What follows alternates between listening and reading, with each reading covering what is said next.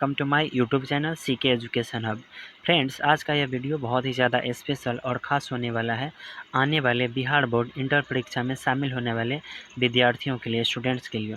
Friends, आज के इस वीडियो में मैं Bihar board class 12 English rainbow part 2 poetry section के चैप्टर 5 के समरी को समझाने जा रहा हूँ। फ्रेंड्स, मैं आपको बताना चाहूँगा आपके आने वाले बिहार बोर्ड इंटर परीक्षा में ये 10 नंबर के पूछा जाता है। इसमें 2 समरी पूछा जाता है, एक रहता है पोएट्री सेक्शन से और दूसरा रहता है प्रोज सेक्शन से। तो फ्रेंड्स, आज मैं पोएट्री सेक्शन के 5वां चैप्टर का समरी समझाने जा रहा हूँ, जिसका नाम है एन एपिटफ। फ्रेंड्स, अगर आपने इस वीडियो को ध्यान से देख लिया और अच्छे से इस वीडियो को समझ लिया तो आपके आने वाले एग्ज़ाम में 5 नंबर फिक्स हो जाएंगे अभी से ही। तो फ्रेंड्स, इस वीडियो को अच्छे तरीके से देखें और अपने 5 नंबर की तैयारी अभी से ही कर लें। तो आइए फ्रेंड्स, इस वीडियो का हम शुरुआत करते हैं। लिखा गया है an epitaph is a very nice poem, यानी ये जो एन एपिटफ है ना, ये बहुत ही सुंदर कविता है, बहुत ही अच्छी कविता है। It has been compose by Walter de la Mare, जो किनके द्वारा कंपोज किया गया है? वाल्टर डिलामियर के द्वारा। किनके द्वारा फ्रेंड्स? वाल्टर डिलामियर के द्वारा। यानी कंपोजर और पोएट दोनों कौन है इसके? वाल्टर डिलामियर है। आगे देखिए इनके बारे में क्या लिखा गया है। He was a very famous poet of English literature, यानी इंग्लिश लिटरेचर के यानी अंग्रेजी साहित्य के ये बहुत ही ज़्यादा फेमस यानी बहुत ही ज़्यादा प्रसिद्ध क्या थे? कवि थे, यानी पोएट थे। आगे देखिए इनके बारे में क्या लिखा गया है। He was born in the village of Charlton in Kent, England. इनका जन्म ना कार्लटोन का एक विलेज है जिसका नाम है केंट, वहीं पे हुआ था।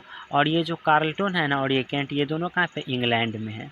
आगे देखिए इनके बारे में क्या लिखा गया है। He was also known as a famous children's poet of English literature.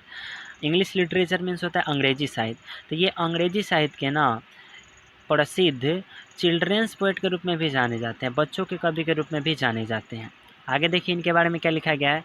In this poem he beautifully explains A woman of the best country. Friends, इस पोएम में, इस कविता में वह बहुत ही सुंदर तरीके से एक्सप्लेन किए हैं, मतलब व्याख्या की है, वर्णन किए हैं ए ओमेन मतलब एक स्त्री की, एक औरत की, ऑफ द वेस्ट कंट्री, जो कहाँ की रहने वाली है? वेस्ट कंट्री की, यानी पश्चिमी देश की।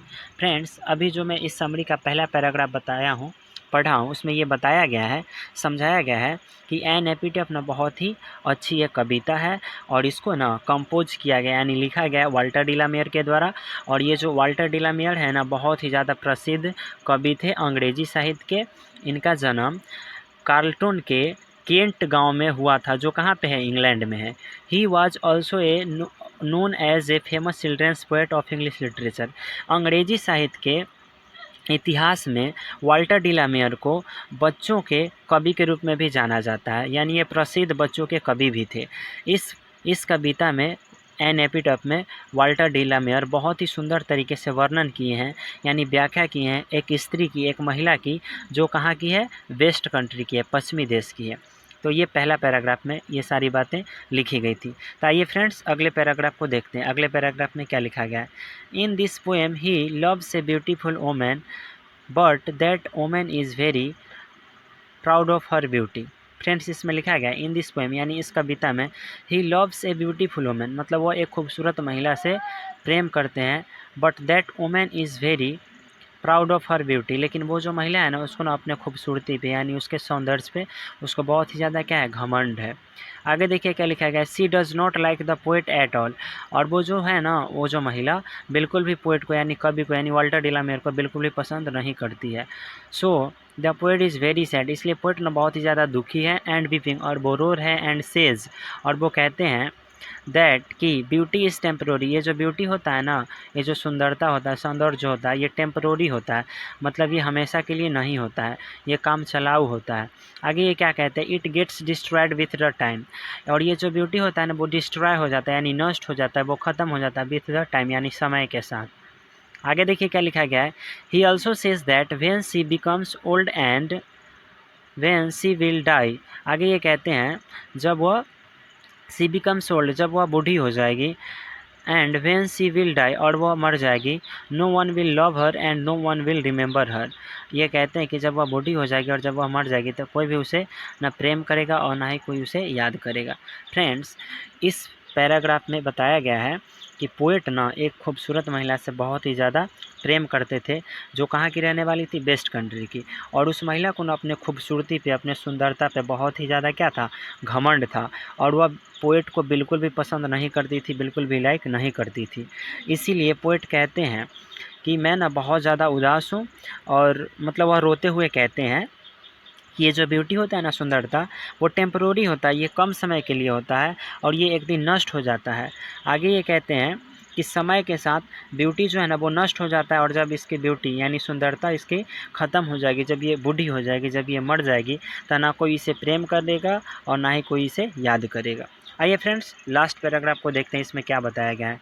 इसमें बताया गया है, it's really a very lovely poem by Walter de la Mare, in which he has beautifully explained the beauty and characteristic of a woman who lived in the West Country।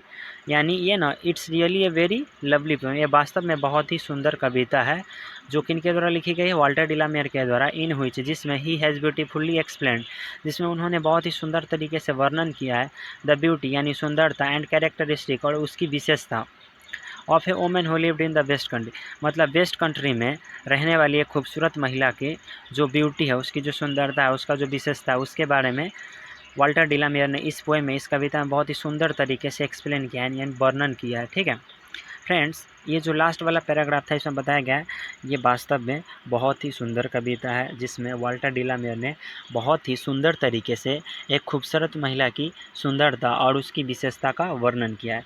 तो फ्रेंड्स, एन एपिटफ में एक खूबसूरत महिला के खूबसूरती और उसकी विशेषताओं का वर्णन किया गया था, जिसको लिखने वाले कौन है, Walter de la Mare. Friends, मैं इस समरी को समझाया हूँ।